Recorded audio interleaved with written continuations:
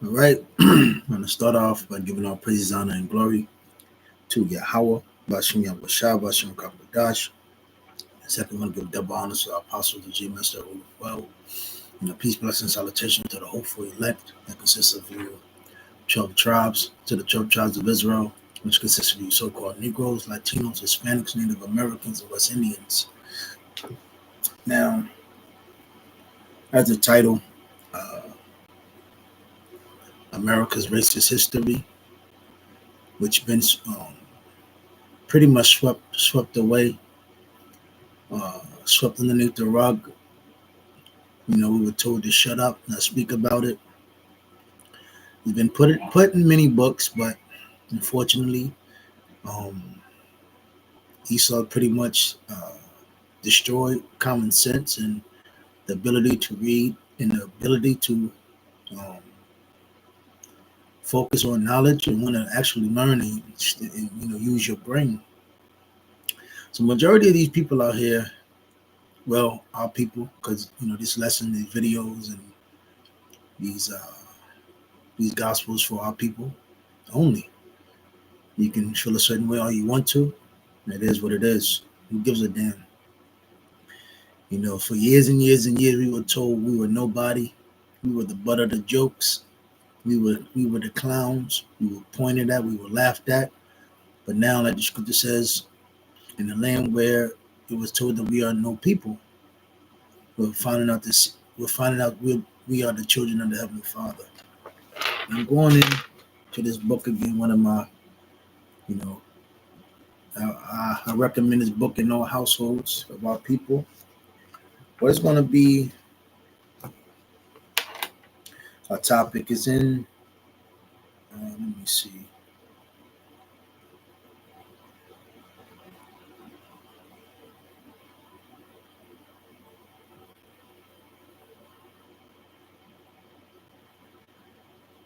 So much, man. I'm going to read two articles. So it says odds and ends. Matter of fact, no.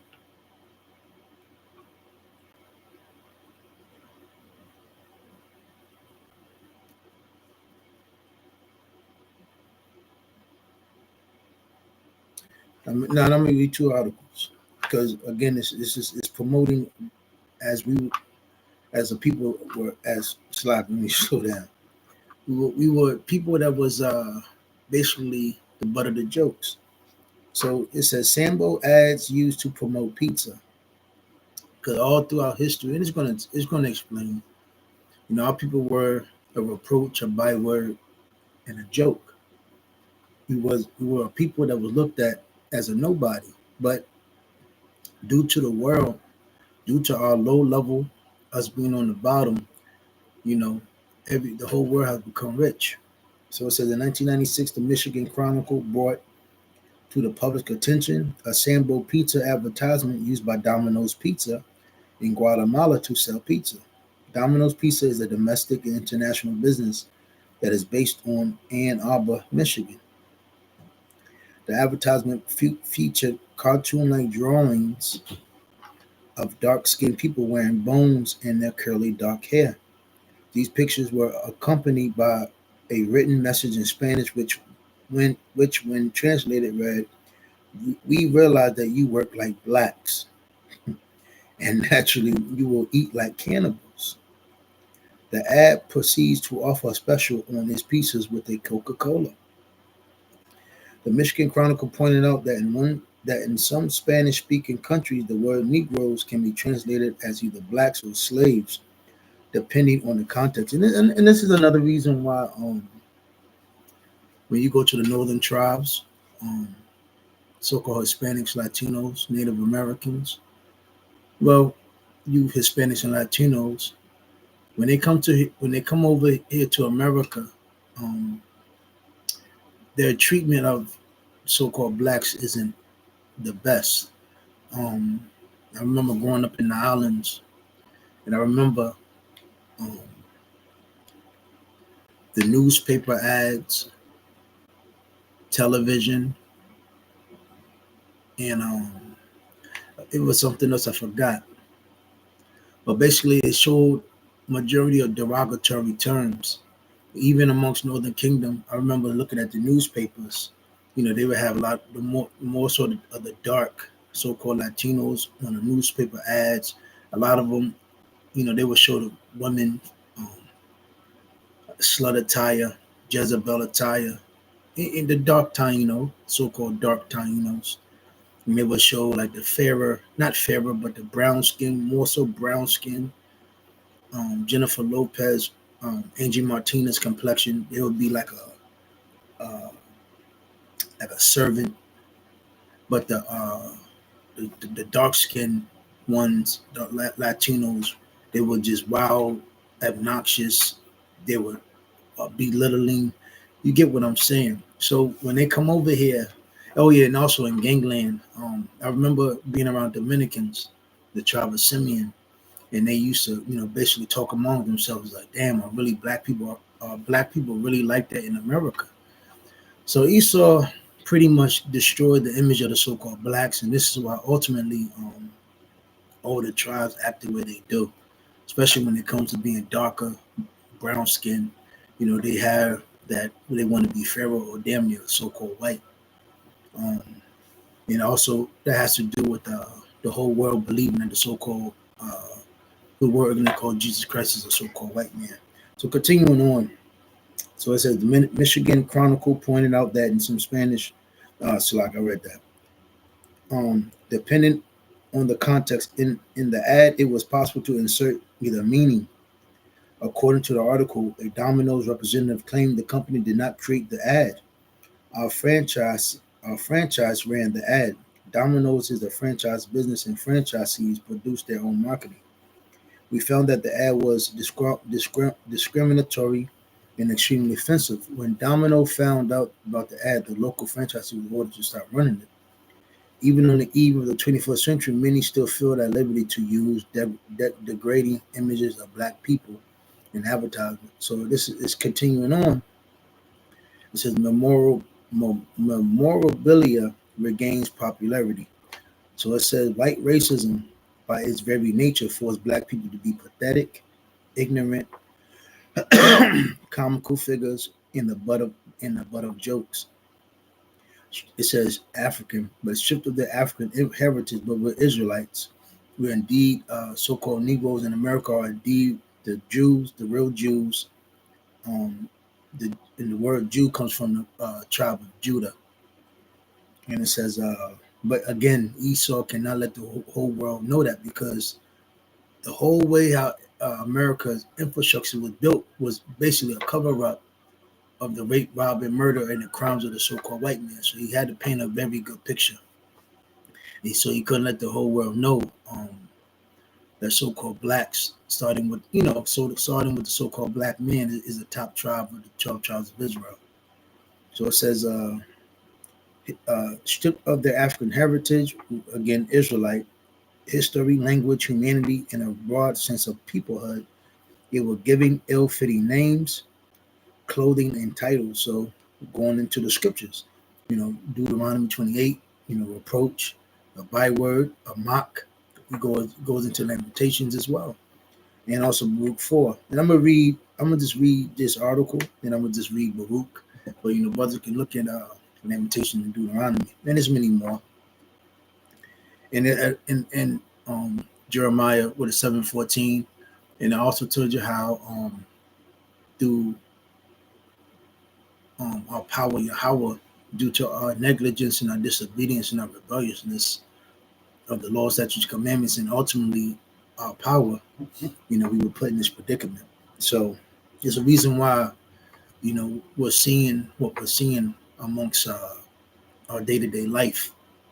Because a lot of our people really have burnt themselves out, and pretty much are on drugs and has really, just destroyed themselves because they didn't, not knowing the reason behind all of this, their hardships, their pain, their suffering, their agony, and why everybody hates them and why they're ostracized and shunned amongst the society.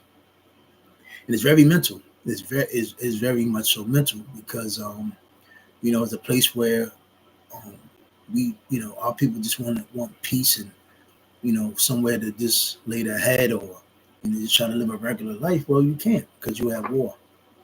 So it says they were denied the Shalom Makia Bashim Shah. Shalom Zaquan. So it says then required to respond inappropriately or in a childlike fashion in adult situations. So that also goes back to, let me just get this real quick. Because through Yahweh Shah, we're growing up to be men and think like men.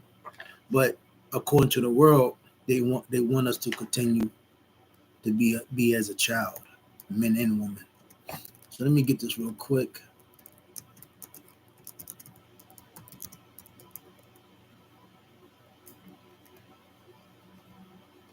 So this is 1 Corinthians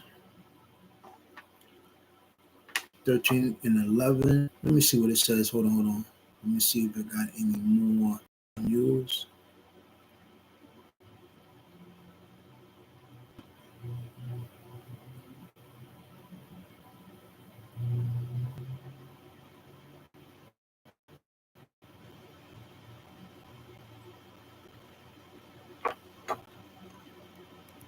Bear with me a moment.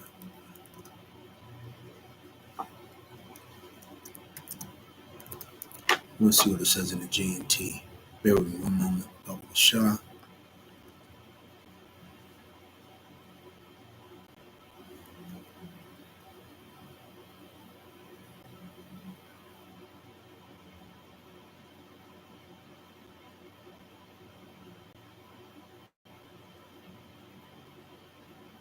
So this is in the GNT, 1 Corinthians 13 and 11. When I was a child, my speech, feelings, and thinkings were all those of a child.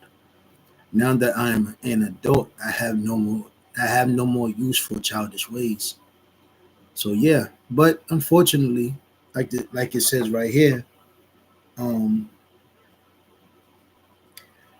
stripped of their Israelite heritage, it says African history, language, humanity, and a broad sense of peoplehood. They were given ill-fitting names, clothing, and titles, then required to respond inappropriately or in a childlike fashion in adult situations. So again, the reason why Esau destroyed us as a whole, and it from all angles, man. I don't have to sit here and tell you everything.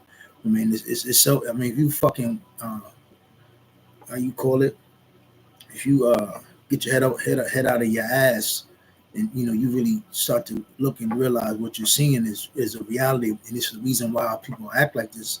You'll see the so-called white men did this to our people, and it will it was deliberately for us not to grow the hell up, to be kids, and we'll be the butt of the joke. So it says again, um,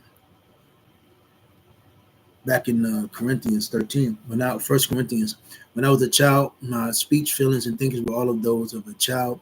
Now that I am an adult, and how are we becoming an adult? Through Yahweh Shah. I have no more use for childish ways. So through Yahweh Shah, he's making us, basically what really understanding that meaning of what it tells you back in Genesis. And it says he made man in his image, because ultimately, we were supposed to be one with Yahweh, and we were supposed to be rulers of the earth, but we fell. And here it is, the so-called white man is the wicked ruler of the earth as now. So done with that, I'm gonna continue on. So it says they were denied an education to keep them ignorant, still to this day, the fruits of their own labor to keep them poverty stricken, open immigration to keep them a permanent minority. See that? So it's a reason why they allowed all these other nations to come in to displace us. Because ever since the civil rights, so-called blacks dropped even further down the totem pole. So it says, and access to a political tools to keep them powerless and under control. That's why you had the first president all the way to now talking the same fucking thing. Blacks, the blacks, the blacks. Them niggas ain't never, them devils ain't never did shit for us. So it says, we're even worse now. Without status and dignity, it was predictable that businesses were developed around the creation and selling of artifacts that dis, dis, dispar, per- disparaged blacks and portrayed them as ugly, ignorant, uncivilized sambos, clowns, jesters, and buffoons. You still see that to this day. Is not a coincidence. In the 1700s, black images appeared on a limited number of manufactured items, such as dolls and fine porcelain figurines that were produced by Japan, Germany, France, England, Austria, and the United States. By the 1800s, negative black images could be found on souvenir items such as salt and pepper sets, tablecloths and towels, lawn jockeys, and other household items. Two American companies located in New York and Ohio dominated the negative artifact market by the early 1900s, but had to compete with general businesses that used negative black images to promote and advertise their products. So there you go. You know, it wasn't just two companies. It was a general. On the eve of the 21st century, negative images still appear in toothpaste and pizza commercials in Latin America and Japan. And I told you, I've seen it. I've seen it. At the turn of the 20th century, negative blackness continued to sell commercial products up to the Black Civil Rights Movement of the 1960s. And never forget, you still even had the Black exploitation era. The most popular images, Salaki, negative images of blacks adorned every conceivable product.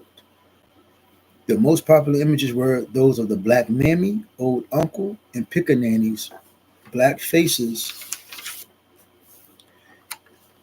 appeared on Quaker Oats products, Old Virginia bread pans, Mammy Shanty restaurant, Aunt Jemima waffle mix. And that's funny because I actually got a story behind that too. Aunt Jemima waffle mix. Mammy's orange soda, Louisiana coffee, and I'm pretty sure you can type all of this in, and images will come up. Dunkin' Admiration Coffee, Mammy's Charcoal Aid, Old Virginia Cashews, Mammy's Favorite Coffee. Images and caricatures of black men appeared on the label of Cream of the Wheat. We all remember that. Uncle Ben's Rice, I remember that as well. Colgate Toiletries, Warrington Rum Cakes, Bixby's Satinola Shoe Polish, Dr. Laguerre's Lice Powder, Negro Head Brand Oysters, Old Black Joe Beans, and Uncle Remus Syrup. Images and caricatures of young children were used as ads for Pickaninny Coffee Shop, Sambo Pancakes and Restaurant, Sambo Chocolate Drink, Coon Chicken Inn, Cotton Patch Restaurant, Darky Toothpaste and Peppermints, and now all of a sudden today you got black fatigue. But again, who created that black fatigue? Gold Dust Twin Soap Products, Sharp Point Cobbler's Nails, Boyce Typewriters, Soriba and Fatu Matches, Just Right Barbecue, Dixie Kid Cut Plug Tobacco, Cantaloupe Smoking Tobacco. And these are all the names which that use images and caricatures of so-called black people. So it says Sunny, hold on, Cantaloupe Smoking Tobacco,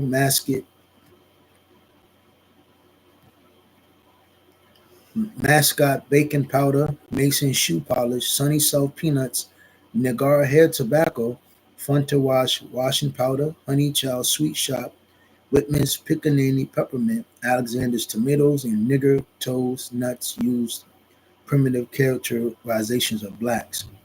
Comedic postcards with degrading depictions of blacks were also very popular and profitable. This is Gold Dust. It has an image up here.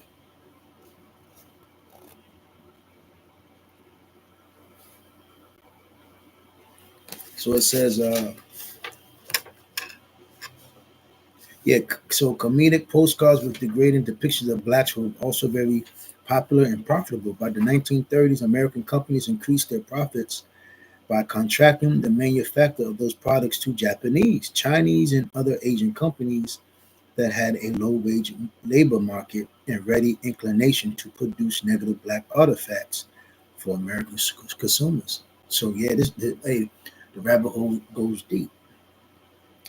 So this is the reason why um, Moab and Ammon they have a lot of shit talking towards so-called blacks here in America. And this is why ultimately when you try to go over there, they still got the derogatory term. Hey, isn't that a coincidence? You can go on YouTube right now. You can go on YouTube right now and type in black racism in China and black racism in Japan. You have our people which leave America and go over there and they experience um, racism and they're I've seen Jake say, yeah, they look at my skin and say it's dirty. It's dirty. Well, this goes back from the 1930s and probably before, you know. But it says, let me read that again. American co- American companies increased their profits by contracting the manufacture of those products to Japanese, Chinese, and other Asian companies that had a low wage labor market and ready inclination to produce negative black artifacts for American consumers. So they were ready to do so. Why? Money. Asian countries continued to be major producers until the 1950s. Civil rights movement made degrading blacks unacceptable. By the 1980s, with a rising tide of national conservatism, black memorabilia was a growing industry with collectors paying 1,000% markups on the original cost of negative black artifacts, figurines, advertisements, lawn jockeys, and postcards. Clearly, there are endless ways to make money by making fun of black people. And it was. Oh yeah, this is another image of it. Image of Borix baking powder. So done with that. Let me get a Baruch and I'm gonna end it.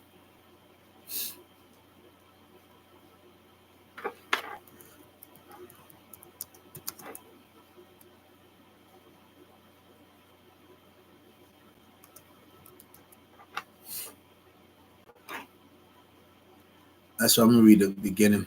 Book 4:1. Wisdom is the book of Yahweh Bashem Shah's commandments, the law that will last forever. All who hold unto her will live, but those who abandon her will die. And this is the vision that Ezekiel saw in the valley of the dry bones, because starting with the elect, through Yahweh Shah, we were given and breathed back breathe, we be given the breath of life, which is what? These commandments, the knowing, the waking up, in the truth of the Bible. They understand how you say the understanding of the Holy Spirit. And us and knowing that we will be restored through Yahweh Shah. But it says, all who hold unto her will live, but those who abandon her will die. Turn the wisdom, people of Israel, and take hold of her. Make your way toward the splendor of her light. Do not surrender our glorious privileges to any other people. How happy are we, people of Israel?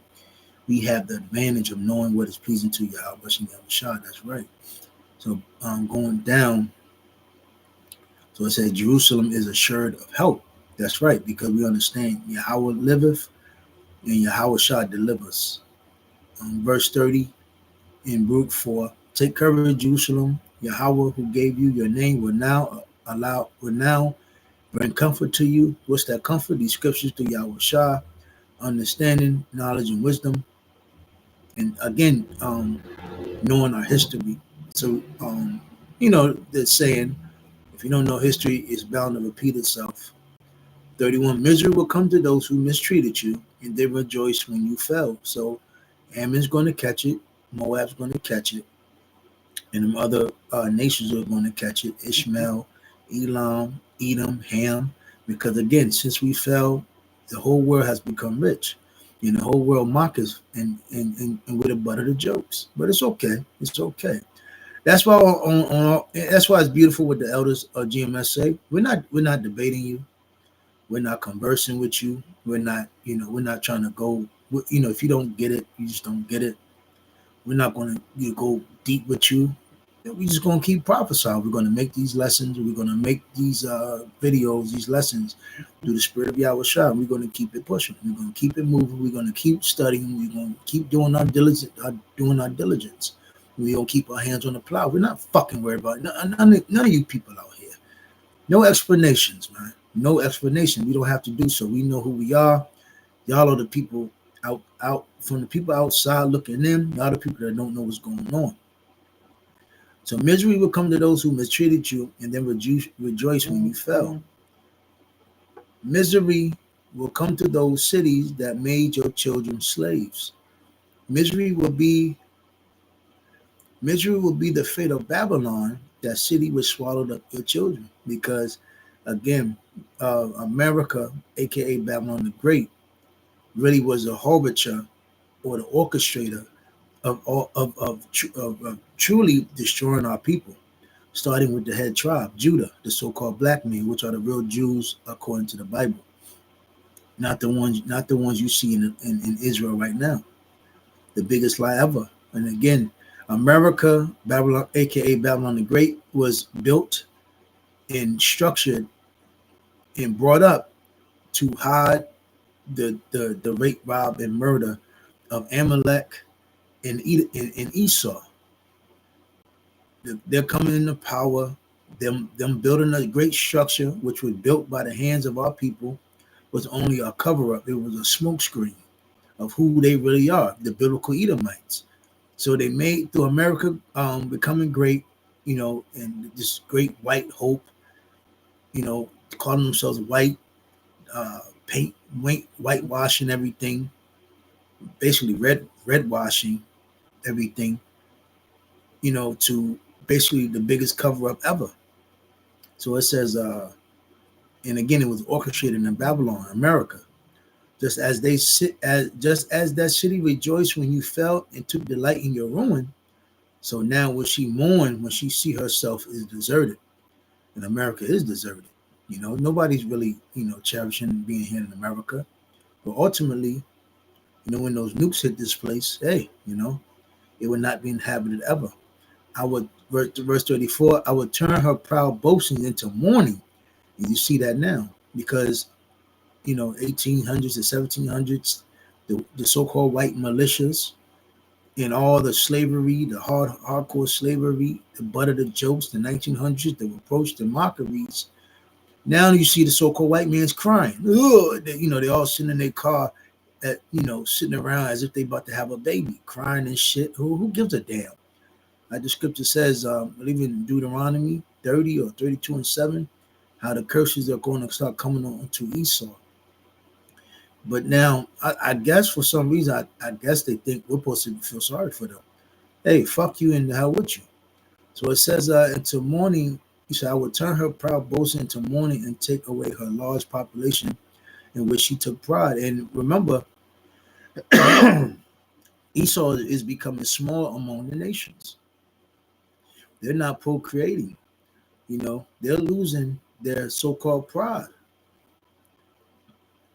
Verse 35, I, the eternal power, will send down fire on her, and it will burn for many days. Her ruins will be haunted by demons for a long time to come. So look to the east, because again, only but wild birds, etc., and basically desert-like creatures are going to be inhabited here in America. So verse 36, look to the east, Jerusalem, and see the joy that Yahweh Bashem Shah is bringing to you. That joy is what? Deliverance, recompense, vengeance. Look, your children are coming home, meaning on homeland. The children that were taken from you, they have been gathered together from the east and from the west by the command of Yahweh, the Holy One, and now they are coming home rejoicing in the glory of Yahweh Bashem Shah. Because ultimately, when that day comes for that deliverance, we will be rejoiceful. Because look at all the hell that we have caught. thus so far, and continuing on. And it's now and now, you would think, our people will be happy to hear these things, but no, they actually have turned into our enemies as well. Because what? Esau has your mind, and also the other nations: Esau, Moab, Ammon, Ham, Elam, Ishmael. They still talk shit. We're still the butt of the jokes. And furthermore, here it is: we're calling ourselves Hebrew Israelites, what it says in the Bible. But now these people are like, nah, they can't be Israelite. Nah, they're not Israelites. They're just black Hebrew. They're racist. They're racist. Again, you can joke all you want to. You can play around.